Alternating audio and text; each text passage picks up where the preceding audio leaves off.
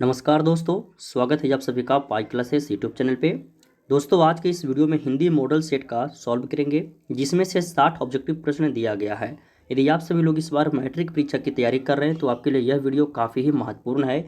Video को शुरू से अंत तक देखिएगा। इसमें जितना भी प्रश्न दिया गया दोस्तों, सारा आपका एग्जाम टाइप प्रश्न दिया गया है और यह फाइनल एग्जाम का रिवीजन वीडियो है। तो सभी लोग वीडियो को शुरू से अंत तक देखिएगा। आशा करते हैं कि आप सभी लोग को 60 में 60 याद होगा। यदि नहीं याद है तो याद कर लीजिएगा, और जिनको याद है उन्हें आप एक बार फिर से रिवीजन कर लीजिएगा। ठीक है, तो चलिए शुरू करते हैं। देखते हैं आज का पहला प्रश्न। देखिए, पहला प्रश्न में पूछा गया कि प्रियतमा का स्त्रीलिंग होगा, क्या होगा? प्रियमका होगा, कि ऑप्शन बी है प्रिया, और ऑप्शन सी है प्यारी, और डी है प्रियतमा। तो दोस्तों, प्रियतम का जो स्त्रीलिंग होगा वो प्रियतमा होगा, यानी ऑप्शन डी इसका सही हो जाएगा। क्वेश्चन नंबर 2 में पूछा गया कि मदन ने कासू के कितने दांत तोड़ डाले? तो मदन ने कासू के 2 दांत तोड़ डाले, यानी इसका सही आंसर ऑप्शन सी हो जाएगा। क्वेश्चन नंबर 3 पूछा गया कि दघीची की गड्डी से क्या बना था? तलवार बना था कि त्रिशूल? ऑप्शन सी है इंद्र का वज्र, यानी कि इंद्र का जो हथियार होता है जिसको हम लोग बोलते हैं शस्त्र, और ऑप्शन डी है कुछ भी नहीं। तो क्वेश्चन नंबर 3 का सही आंसर हो जाएगा इंद्र का वज्र, ऑप्शन सी सही होगा। ठीक है, अगला क्वेश्चन देखिए। क्वेश्चन नंबर 4 में पूछा गया कि इनमें से शुद्ध शब्द है। तो इस तरह का प्रश्न आपको परीक्षा में रहेगा, 4 गो शब्द लिखा रहेगा, उसमें से बोलेगा कि चुनिए इनमें से कौन शुद्ध लिखा हुआ है, सही लिखा हुआ है। तो इसका सही आंसर हो जाएगा क्वेश्चन नंबर 4 का उत्सव। यह जो दिख रहे हैं यह सही लिखा गया उत्सव है, यानी इसका सही आंसर हो जाएगा ऑप्शन बी होगा।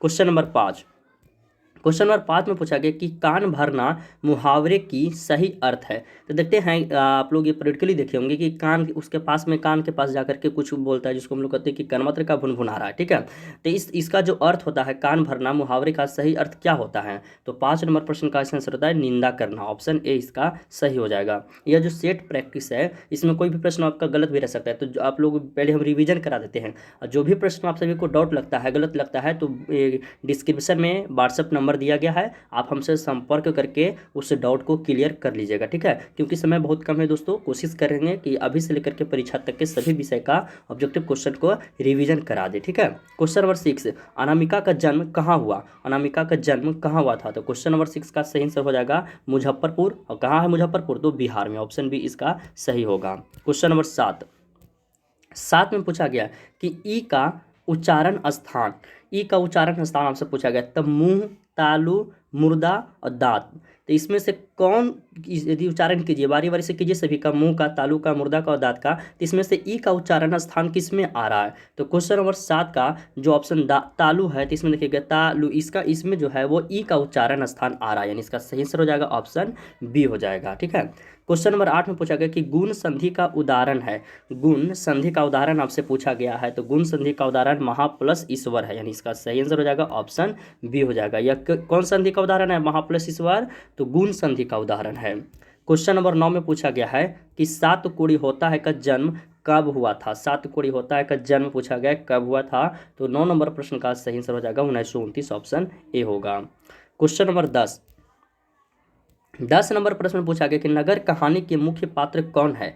नगर कहानी के मुख्य पात्र कौन है? तो पाप पाती है, यानी इसका सही आंसर ऑप्शन बी हो जाएगा, पाप पाती हो जाएगा। क्वेश्चन नंबर 11 में पूछा है ढहते विश्वास किस भाषा से अनुदित है? यानी कि ये जो पाठ है, जो लेखक लिखा गया, कहानी जो लिखा गया ढहते विश्वास, यह किस भाषा से लिखा गया, किस भाषा से यह अनुदित है? तो क्वेश्चन नंबर 11 का सही आंसर हो जाएगा उड़िया भाषा से, यानी ऑप्शन सी इसका सही होगा।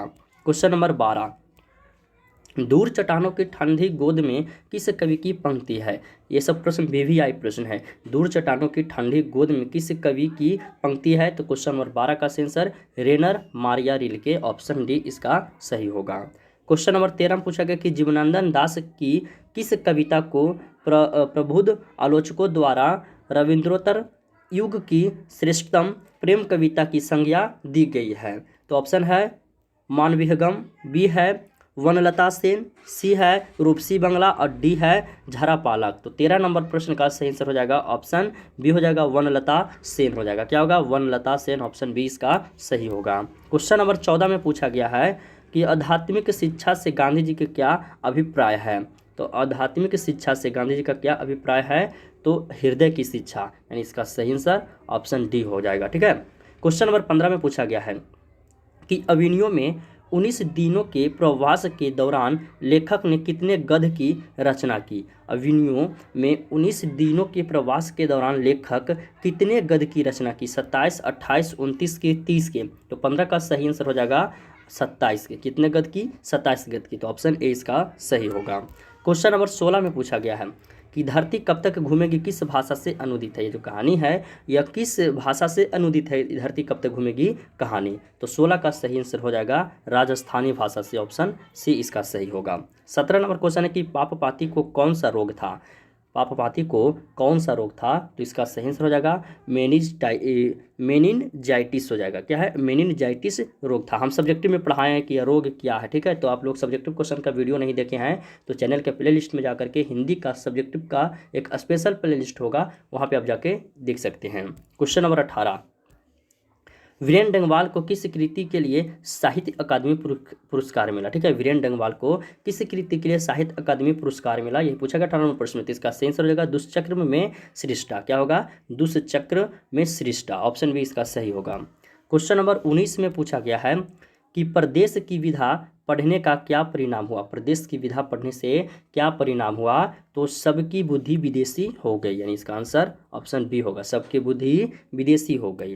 क्वेश्चन नंबर 20 में पूछा गया है कि डॉक्टर भीमराव अंबेडकर बेरोजगारी का प्रमुख और अप्रत्यक्ष कारण किसे मानते हैं। तो डॉक्टर भीमराव अंबेडकर बेरोजगारी का प्रमुख और अप्रत्यक्ष कारण किसे मानते हैं। तो जाति प्रथा को मानते हैं। इसका सही आंसर हो जाएगा ऑप्शन सी होगा।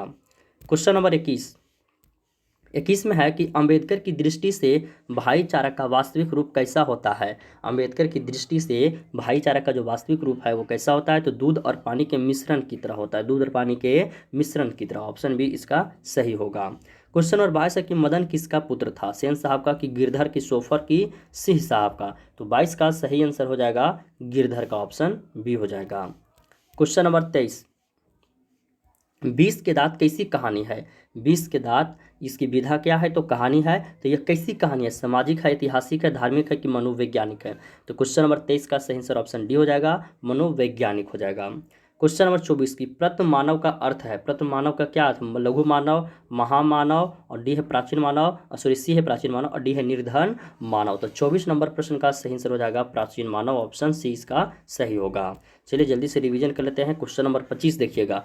25 में है कि हकर्स थे, क्या थे, वनस्पति वैज्ञानिक थे, कि भूगर्भ शास्त्री थे, या प्राणी वैज्ञानिक, और ऑप्शन डी है पुरातत्वविद थे। तो क्वेश्चन नंबर 25 का सही आंसर हो जाएगा ऑप्शन सी, प्राणी वैज्ञानिक थे।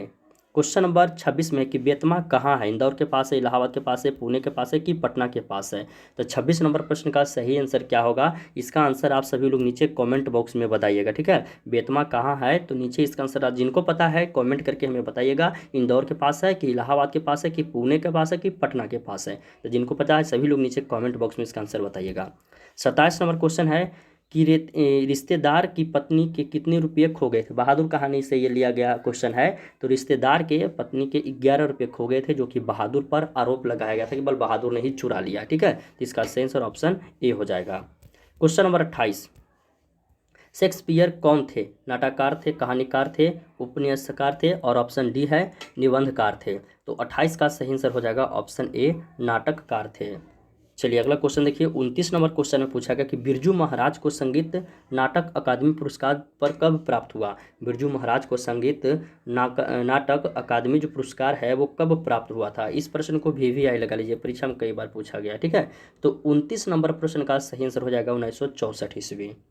क्वेश्चन नंबर 30 पूछा गया कि शहर अब भी संभावना है। ठीक है, शहर अब भी संभावना है, यह कृति किसकी है।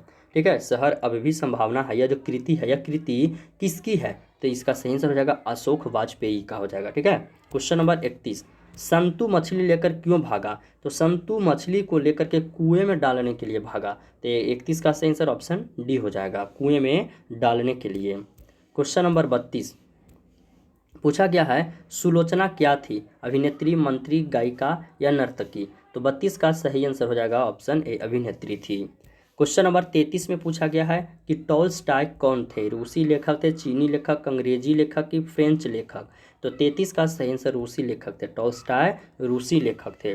34 नंबर, गुरु नानक का जन्म कहाँ हुआ था, इसे VVI लगाइएगा। तो गुरु नानक का जन्म कहाँ हुआ था, लुधियाना में, राजस्थान में, नानकाना साहब में कि गुजरात में। तो 34 का सही आंसर हो जाएगा ऑप्शन सी, नानकाना साहब में।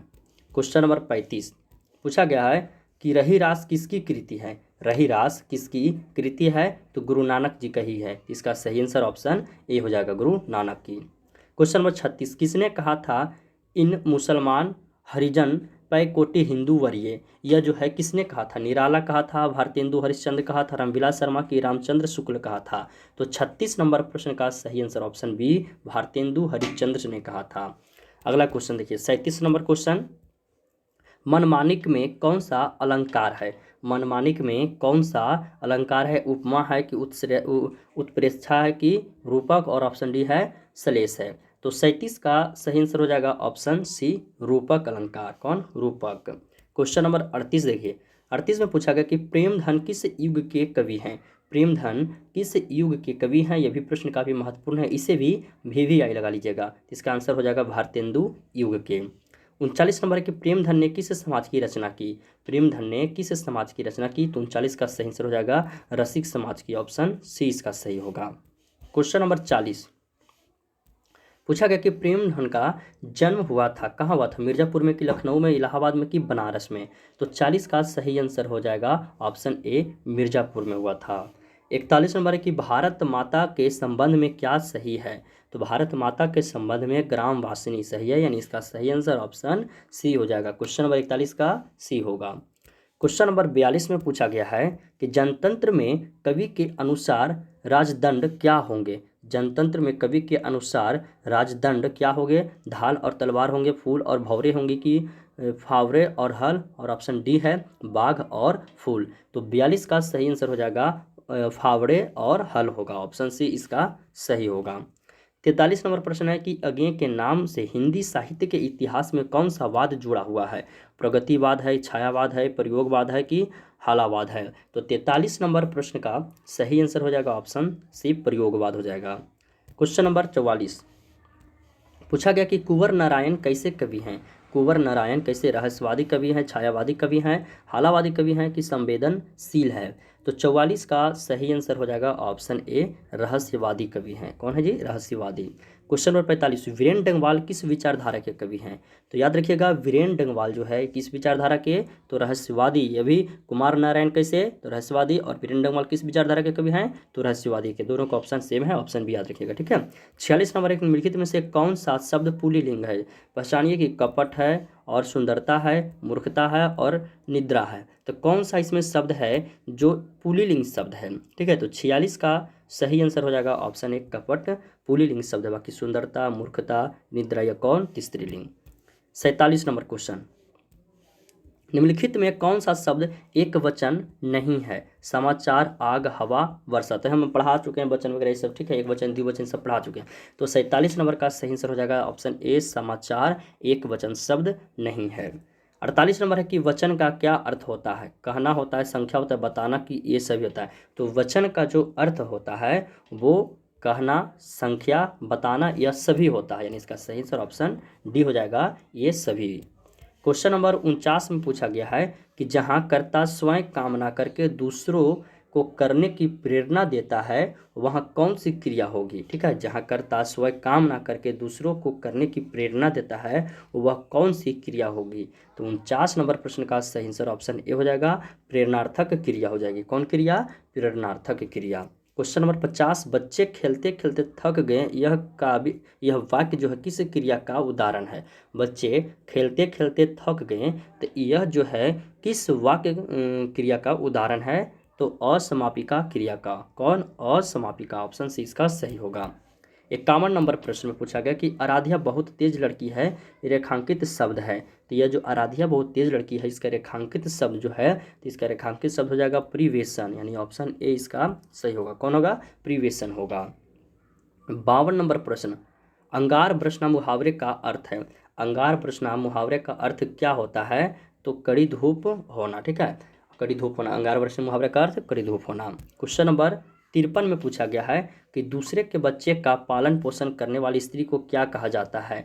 दाई कहा जाता है, अनियोग कहा जाता है, धाय कहा जाता है या धामिनी कहा जाता है। तो 53 का सही आंसर हो जाएगा दाई, जिसे हम लोग कहते हैं दाई वगैरह कहते हैं कि दाई को रखा है जो कि घर के सब काम वगैरह करता है, उसका बच्चे को खिलाता है, उसके बच्चे को रखता है, ठीक है, तो उसको दाई हम लोग कहते हैं।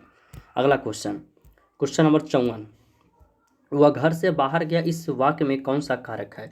वह घर से बाहर गया, ये जो वाक्य है इस वाक्य में कौन सा कारक है, यही पूछा गया है, तो आपादान कारक, ऑप्शन डी इसका सही होगा।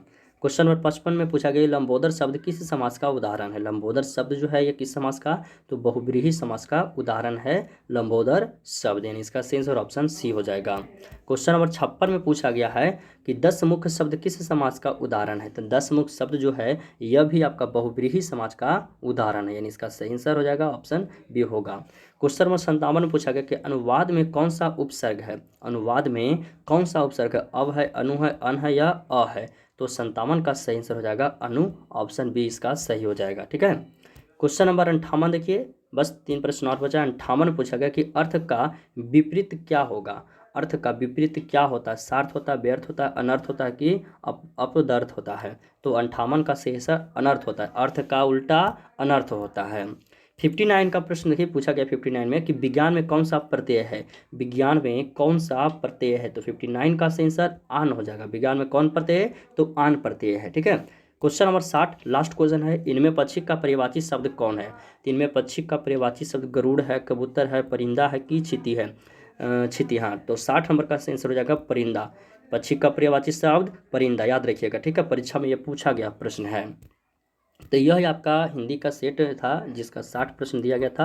आप सभी लोग कमेंट करके बताइएगा कि पहले से आपको कितना याद था। 60 में 60 आपको को बहुत सारे के याद भी होगा, जिनको याद नहीं है याद कर लीजिएगा। और कितना याद था पहले से आप नीचे हमें कमेंट बॉक्स में बताइएगा, ठीक है। किसी का कोई डाउट है तो आप हमसे पूछ सकते हैं। तो वीडियो पसंद आया हो तो वीडियो को लाइक कीजिए, अपने दोस्तों में शेयर कीजिए, और जो स्टूडेंट चैनल पर पहली बार आए हैं चैनल को सब्सक्राइब करके बेल आइकन को प्रेस कर लीजिए, ताकि मैट्रिक परीक्षा से संबंधित हर एक नए वीडियो का नोटिफिकेशन समय से मिलता रहे। धन्यवाद दोस्तों, मिलते हैं।